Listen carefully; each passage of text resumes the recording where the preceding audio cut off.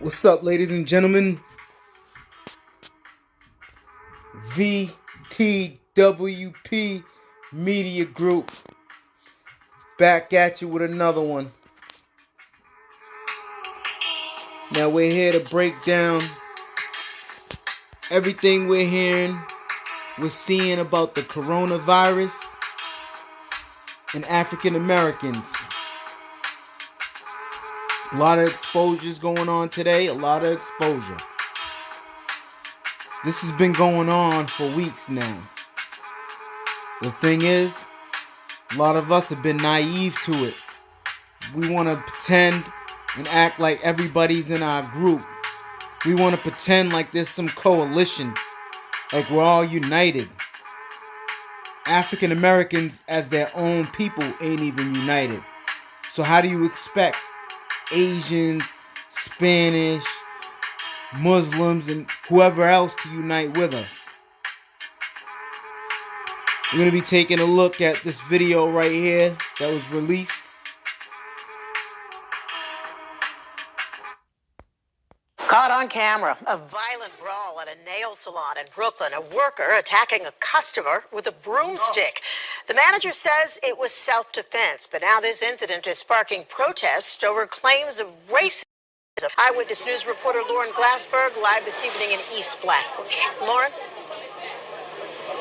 Well, angry and concerned community members as well as police officers still on the scene here on Nostrand Avenue. Outside of that nail salon, there were no customers at the salon today while protests and a boycott took place outside, all stemming from a big melee that happened inside the salon on Friday night. They are protesting and boycotting a nail salon where this fight broke out Friday night between customers and workers. At issue, an unsatisfactory $5 eyebrow wax and a dispute about whether the customers had paid for their pedicures. I just finished the pedicure. Just pedicure is okay. The eyebrow for free for her, no problem. You see this? This is what I'm talking about. We sitting here going to these businesses, spending our money, and they'll kill your ass over $5. A $5 dispute. They ready to take your head off. You see this? A melee. And they want to talk about they're being attacked and no one's patronizing their businesses. Well, this is why. We're going to take another look at what I got here. Got a lot of information to go over here.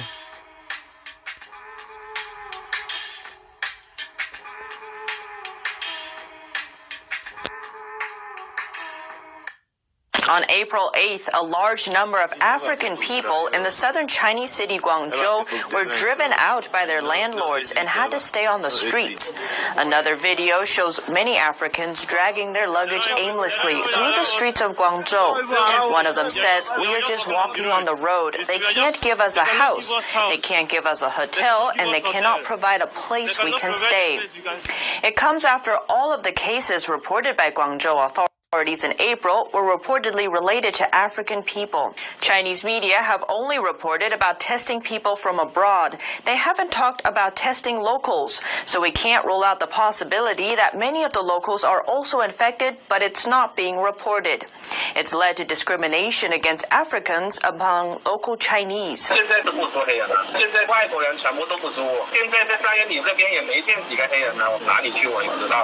One citizen says the Africans staying on the street are a potential safety threat and a virus transmission hazard. Guangzhou is like apartments won't be rented to black people anymore. Not to foreigners. You don't see so many black people in the district now. I do not know where they have gone. One citizen says the Africans staying on the street are a potential safety threat and a virus transmission hazard. Guangzhou is likely going to be a catalyst. You see this? This is what I'm talking about. We got a major problem with patronizing these people's businesses, their countries. We're fulfilling their dreams and letting ours stay on the back burner.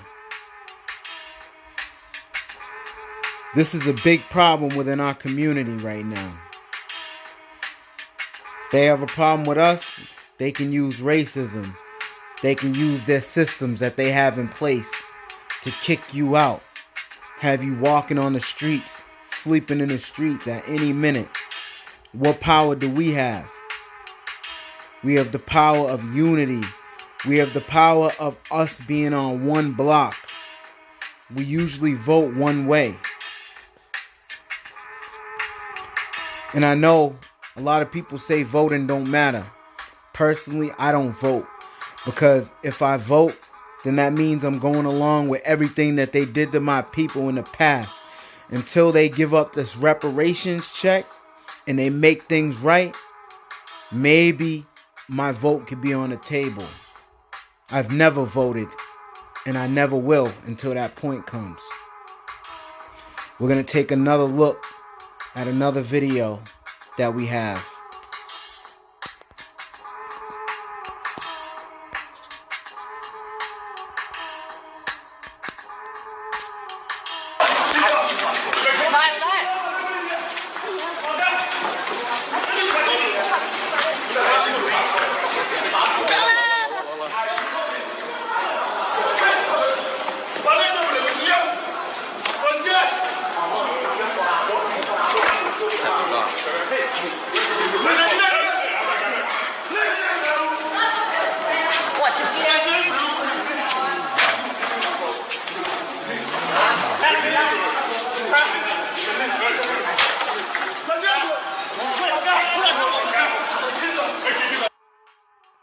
This is a huge problem here, ladies and gentlemen.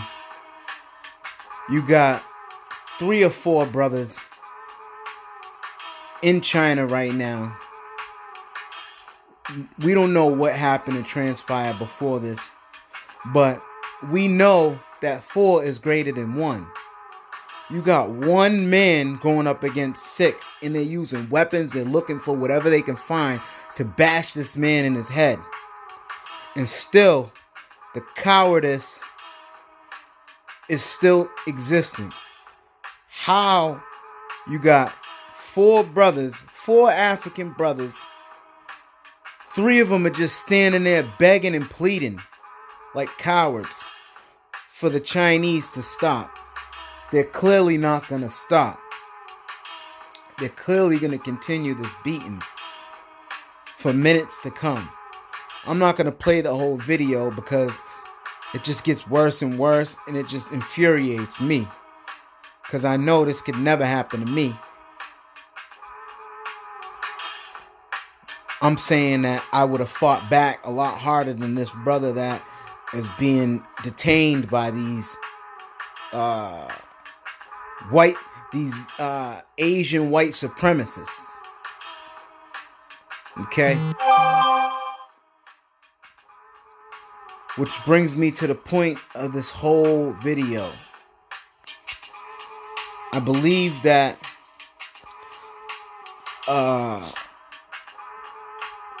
we have a huge problem in today's society with us not uniting, us bowing down to the other nationalities and not sticking together. Vladimir Putin came out this week saying that Africans are not strong. They're cowards. Instead of running things themselves, they'd rather let the white man or the Arab or whoever else come in, Chinese come in and run their continent. Basically what he's trying to say is that Africa is just a cemetery. Is Vladimir Putin right? I believe he's right. These videos that I'm showing to you, it shows you from the Africans from the continent to African Americans here in the USA. We patronize their businesses. We make them wealth, build global wealth to Asians while they sit back and attack us over pennies, peanuts, couple dollars. When are you guys going to realize this? When are we going to unite? Basically, Vladimir Putin is saying that the rich Africans, they leave the country. They go to France to open their bank accounts. They go to Europe to have their surgeries and get medical treatment. They do everything and build their wealth outside the nation. But then when they die, they get buried in Africa. Now it's African Americans here on the continent of North America. We have a problem too. We sit up here want to protest after they done whooped our ass up and down the block, all over the store. Now y'all want to protest. You didn't want to protest before when they were locking you out with all the racism that they give to us on a daily basis. Just ask anybody that's African or black that's been to China. Ask them about their experience, the racial part of it, the racial aspect of China and how they treat us or mistreat us. The Asian white supremacists. Now, we're going to have to do something about this. And also, we're going to have to come to terms with Vladimir Putin was talking about. I believe it's true. And I believe something needs to be done about this as well. It's your boy VTWP Media Group. Back at y'all with a quick one. Be back soon. I'm out.